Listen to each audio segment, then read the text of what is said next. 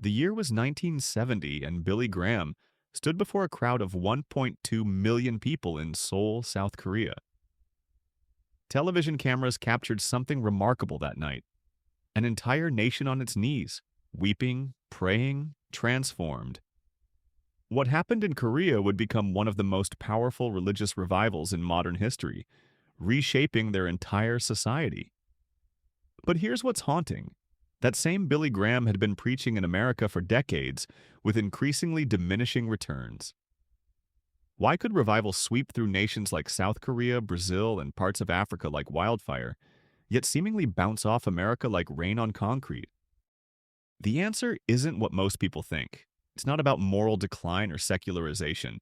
Those are symptoms, not causes. The real reason cuts to the very DNA of American society, rooted in a historical paradox that's been building for over 2 centuries. Tonight, we're going to uncover the dark reason why America, the nation that exported Christianity to the world, can't seem to find revival for itself. But first, let me tell you about a man named Jonathan Edwards. In 1741, this brilliant theologian delivered a sermon called "Sinners in the Hands of an Angry God" in Enfield, Connecticut. Before he finished speaking, people were literally falling from their chairs, crying out in terror and repentance. That single sermon sparked the First Great Awakening, a revival that swept through colonial America like a spiritual tsunami. Churches overflowed, crime rates plummeted, and entire communities were transformed overnight. What's fascinating is that Edwards didn't use emotional manipulation or theatrical tactics. He simply read his sermon in a monotone voice, but the content was so piercing that it shattered people's spiritual complacency. Within months, this awakening had spread from Massachusetts to Georgia, converting an estimated 150,000 people, roughly 10% of the colonial population. But here's the twist. This revival succeeded precisely because America was still spiritually hungry, still desperate, still broken enough to recognize its need for divine intervention. Fast forward to today, and America faces a peculiar problem that no other nation in Christian history has encountered. We've become the first civilization to be simultaneously the most Christian and the most resistant to Christianity. Let me explain what I mean by this paradox. America has more churches per capita than any nation on earth, over 300,000 congregations. We have the largest Christian publishing industry, the biggest Christian television networks, and more people who claim to be born again than the populations of most countries. Our currency declares "In God We Trust," our pledge mentions "one nation under God," and our presidents routinely invoke divine blessing. By every measurable statistic, America should be experiencing constant revival. Yet sociologist Christian Smith's research reveals something startling. Despite all this religious infrastructure, only about 3% of Americans live according to biblical worldview principles. The Barna Group found that even among self-identified evangelical Christians, only 19% hold to basic biblical beliefs about God, Jesus, salvation, and morality. We've created what researcher George Barna calls a nation of biblical illiterates who think they know the Bible. This brings us to the first dark reason. America has inoculated itself against revival through what I call cultural Christianity, a phenomenon where the symbols and language of faith become so embedded in society that people develop immunity to the actual transformative power of genuine spiritual awakening. Think about it like a vaccine. When you're injected with a weakened form of a virus, your body builds antibodies that prevent you from catching the real disease. Similarly, when a culture is saturated with watered-down Christianity, people develop antibodies against authentic spiritual conviction. They've had just enough religion to make them immune to revival. This cultural Christianity creates what sociologist Os Guinness terms the American captivity of the church. Instead of the church transforming culture, culture has captured and domesticated the church. Christianity becomes a lifestyle brand, a political identity, or a therapeutic experience rather than a life-altering encounter with the divine. Consider this shocking statistic. According to Lifeway Research, the average American Christian spends more time watching Netflix in a single week than they spend reading the Bible in an entire year. We've created a Christianity that requires no sacrifice, demands no change, and costs nothing, which means it's also worth nothing. But there's an even deeper historical reason for America's revival resistance, and it traces back to our founding principles. The very thing that made America great, individual liberty and self-determination, has become the barrier to spiritual awakening. Revival, by its very nature, requires submission, surrender, and acknowledgement of personal helplessness. It demands that people recognize their desperate need for divine intervention. But American culture is built on the opposite foundation: self-reliance, personal empowerment, and the belief that individuals can solve their own problems through effort and determination. The Puritan leader John Winthrop understood this tension when he warned that America could become a city upon a hill for the wrong reasons, not as a beacon of divine grace, but as a monument to human achievement. He feared that prosperity and success would make Americans forget their dependence on God. His prophecy has largely come true. Let me share a telling comparison. When revival swept through Argentina in the 1990s, it emerged from a nation in economic collapse, political chaos, and social desperation. People had nowhere else to turn. The revival leader Carlos Anacondia later said, "When people have no hope in man, they become open to hope in God." Similarly, the Korean revival I mentioned earlier occurred in a nation devastated by war, occupied by foreign powers, and facing an uncertain future. The Chinese house church movement exploded during the Cultural Revolution, when traditional supports were stripped away and people faced genuine persecution. But America? Even during our worst economic downturns, we remain one of the wealthiest nations in human history. Our poverty would be middle-class comfort in much of the world. Our social safety nets, though imperfect, prevent the kind of absolute desperation that historically precedes revival. We've succeeded ourselves out of spiritual hunger. This is what I call the prosperity paradox. Jesus himself noted how difficult it is for the wealthy to enter the kingdom of heaven, not because money is evil, but because wealth provides the illusion of self-sufficiency. When you can solve most problems with a credit card, when you have insurance for every conceivable disaster, when you can order anything you need with next-day delivery, why would you desperately seek God? I'm Professor Archive, by the way, and if this historical analysis is opening your eyes to patterns you've never considered before, I'd be curious. Where are you watching from, and what's your profession? Are you seeing these patterns in your own community? Drop a comment below, and if you're finding value in this deep historical research, consider supporting the channel with a super thanks.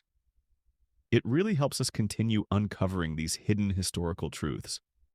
Now, let's dive deeper into another dark reason: the American church's addiction to methodology over authenticity. We've turned revival into a formula, a program, a marketing campaign. Drive through any American city and you'll see churches advertising their latest sermon series like movie premieres. God's plan for your best life.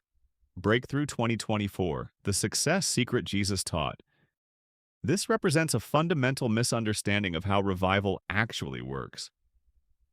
Historical revivals were never planned events. They were sovereign movements of God that caught everyone by surprise.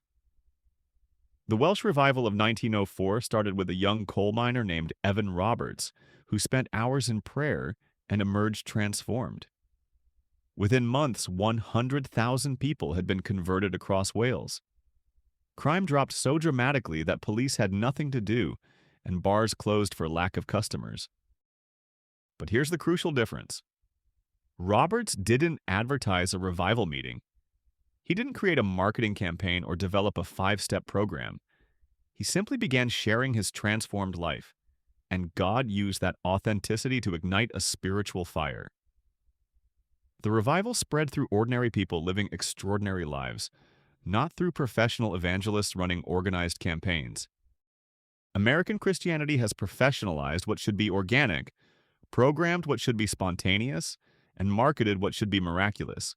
We've created an industry around revival that actually prevents revival from occurring. When churches spend more on sound systems than on prayer meetings, when pastors focus more on sermon series than on seeking God's face, when success is measured by attendance numbers rather than life transformation, we've missed the entire point. The third dark reason goes even deeper into American psychology: our cultural narcissism. Revival requires what the early Christians called kenosis, a complete emptying of self.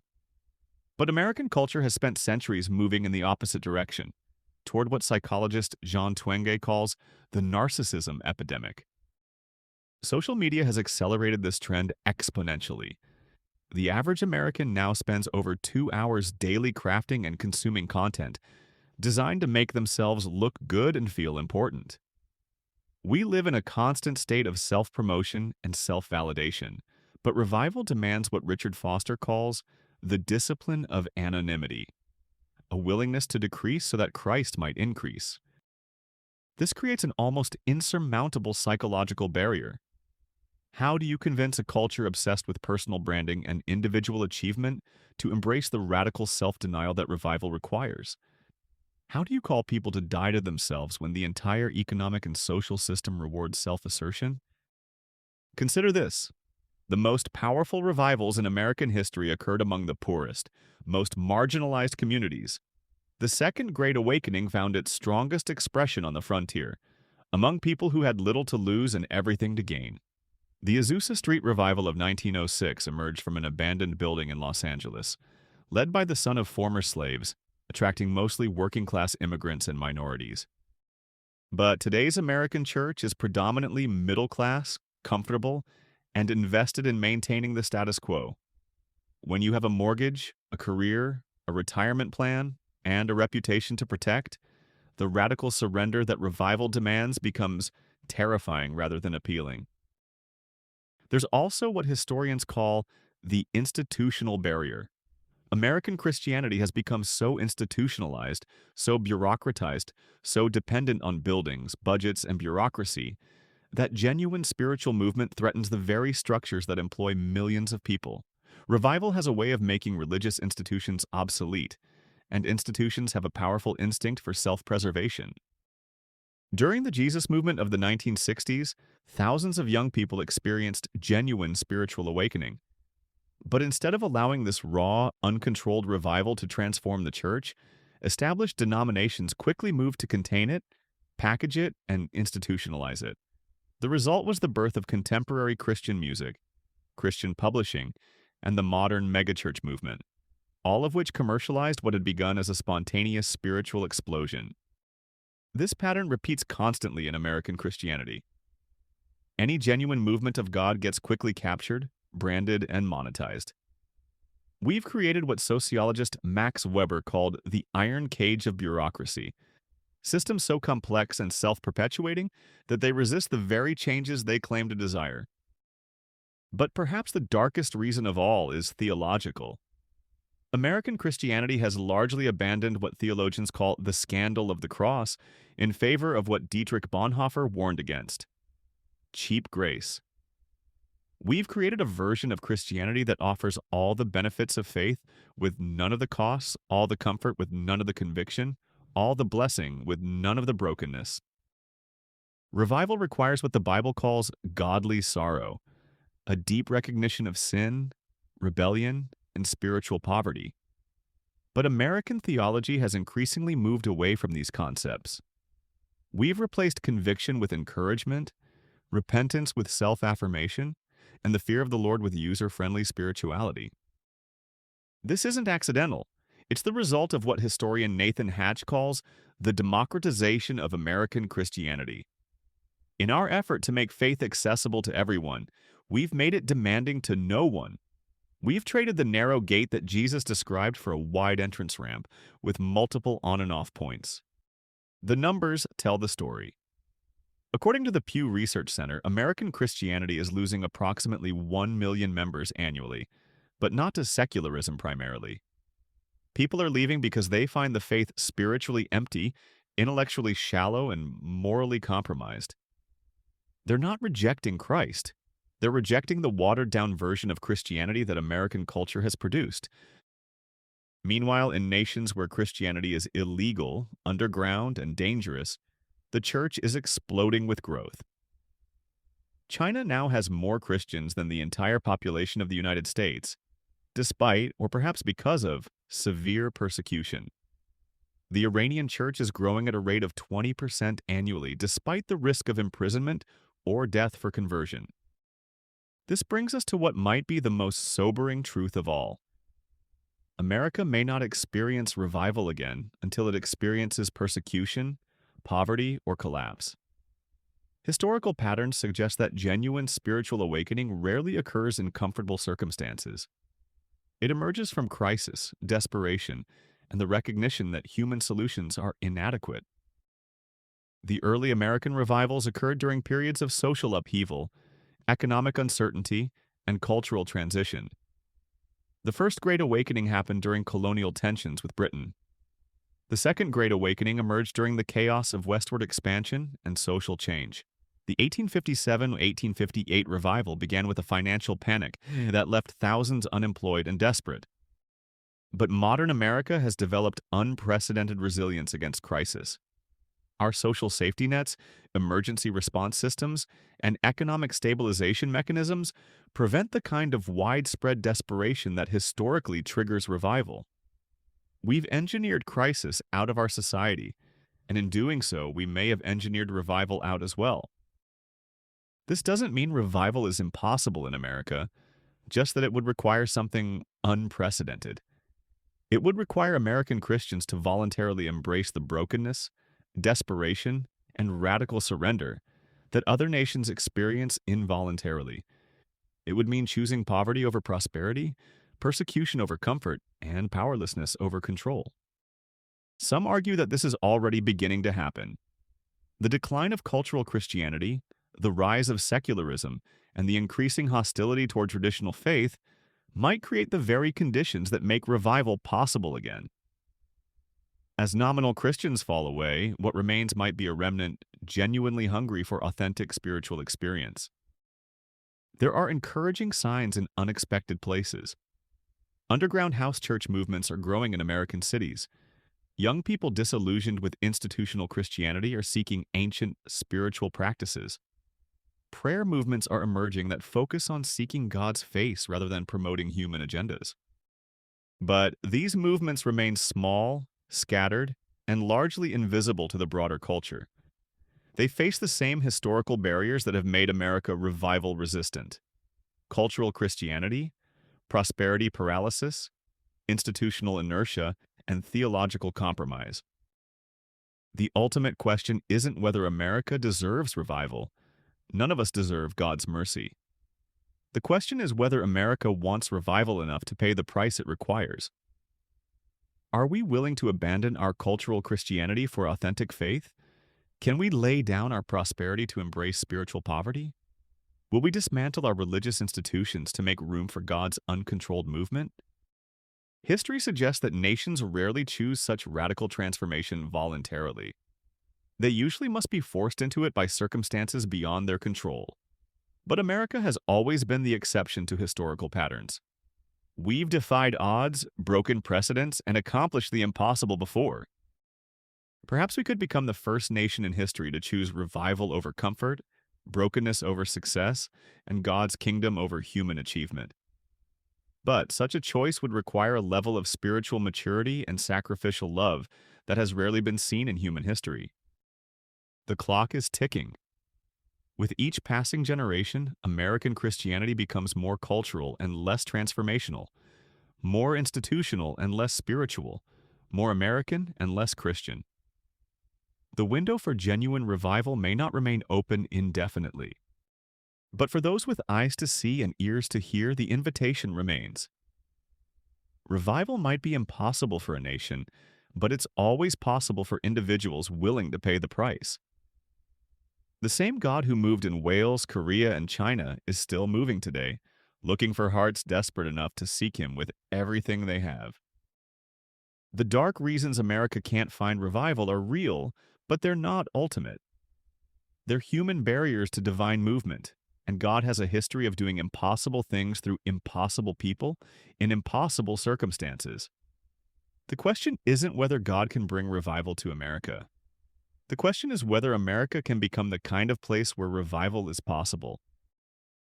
The answer to that question will determine not just the future of American Christianity, but the future of Christianity itself. Because if the nation that exported faith to the world can't find faith for itself, what does that say about the power of the gospel in the modern age? That's a question each of us must answer personally, because revival, when it comes, never begins with nations or institutions. It begins with individuals willing to be broken, desperate, and completely dependent on God. The question isn't whether America can find revival. The question is whether you can. Thanks for joining me on Professor Archive for this deep dive into one of the most challenging questions facing modern Christianity. If this analysis has challenged your thinking or opened new perspectives, I'd love to hear your thoughts in the comments. And if you want to support our continued research into these hidden historical patterns, a super thanks goes a long way in helping us produce more content like this. Until next time, keep questioning, keep learning, and keep seeking truth wherever it leads.